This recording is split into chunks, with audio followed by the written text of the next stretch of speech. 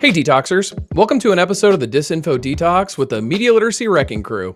I'm Nolan Higdon and I'm joined by our resident philosopher Dickey. Hey Detoxers, it's good to be back with y'all. I'm definitely feeling the need to understand the mess we're in, so looking forward to today. Absolutely, and of course I'm also joined by Dr. Sydney Sullivan. What's up, Detoxers? Welcome back to the Disinfo Detox. As always, don't forget to like, comment, follow. Today's episode is packed and heavy, so we're going to get right into it. We're talking about Israel, Iran, US. So let's detox. It's been a wild 24 hours, small amount of time, but as Trump was reportedly mulling over a nuclear strike in Iran and floating regime change, he announced a ceasefire, which apparently caught his team off guard. Then we had reports that Iran fired on Israel right before the ceasefire.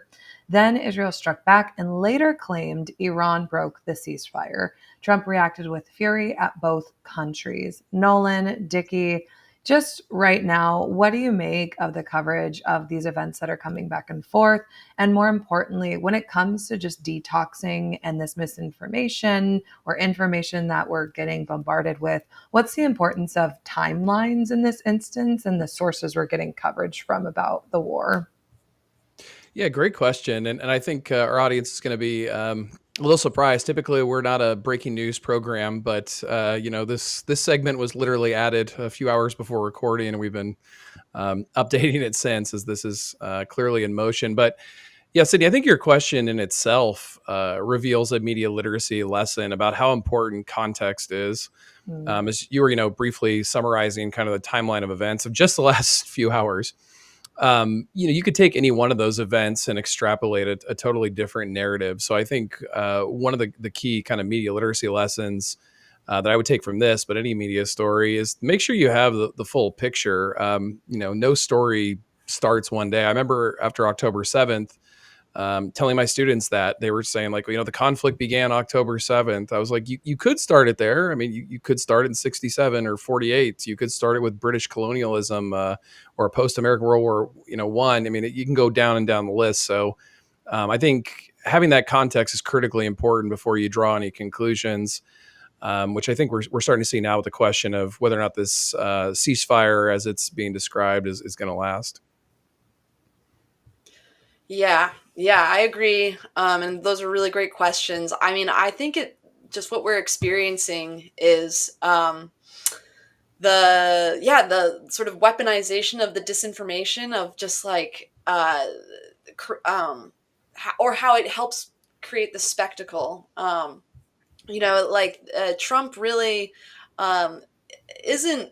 I mean, with the announcements of what's really happening, it's hard for anyone to kind of know what actually is happening, and so you sort of choose your own reality. It actually reminds me of this tweet that Glenn Greenwald had tweeted, I think last week, when it was before this shifting sort of, is it a ceasefire, is it not, but just showing the differences in headlines that like the media is reporting, and it just whether it's conflicting headlines or just these truth tweets of Trump's, there's this presentation of conflicting narratives, and people can pick whichever version sort of suits their worldview. And Trump claiming that there's a ceasefire presents him as the he should be winning the Nobel Peace Prize, or the fact that his own cabinet and his own administration has no idea, shows that Trump is not just waging war on Iran, he's waging war on just discernment. And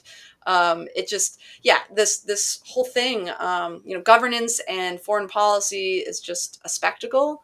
We're really losing a grip on what it means to know anything. And then I guess the AI can even, like, as I've been looking into AI and researching it a little bit more and just seeing all the deep fakes that are out there, whenever I see a video, I'm like, wait, okay, is this AI, or is this video from another time? It's just becoming very hard um to feel grounded in anything that's happening. Yeah, absolutely. And I think that, especially when it comes to both your points and like a media literacy frame, I always think back to finding better coverage. That's like a very key thing I teach my students all the time: find better coverage. And I think that all the time when I see exclusively information that's posted only on social media or only on like Truth social site. And I'm like, okay, well, where's the other coverage? And I found myself scrambling for that last night and even scrambling for that before we covered today. And it is just so interesting, like the difficulty it's becoming to not only find information, but finding like sorting through all the coverage that's out here. And if I can, let me add something just on the end of that, Sydney, because I think it's an important point that I noticed this last night and today as well. And as folks know on this program, we are pretty critical of a lot of what the media does. But Mm, something I noticed that they did, and I don't think it's intentional, it's just poor reporting. I struggled to find out, and Sydney and I were kind of talking about this before we went on air, whether or not Israel and Iran had actually agreed to the ceasefire, whether or not the confirmed strike from Iran and the rumored strike from Iran happened before or after ceasefire. And it wasn't because the nations themselves were necessarily lying per se. It was the news reports were horribly written.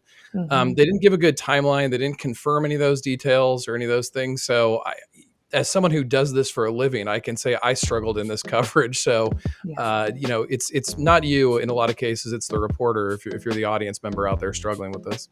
yeah. Hey, Detoxers. Thanks for tuning in to the Disinfo Detox. If you're enjoying the content, head over to nolanhigdon.substack.com for full access to the podcast as well as other original essays. Want to support the Detox? Consider becoming a paid subscriber. You'll get early and exclusive access to interviews, podcasts, essays, and more. If a subscription's not in the cards for you right now, no worries. Just like, share, subscribe, comment, and follow. It helps grow the audience and spread the word. Until next time, stay sharp, stay skeptical, and keep detoxing the disinfo.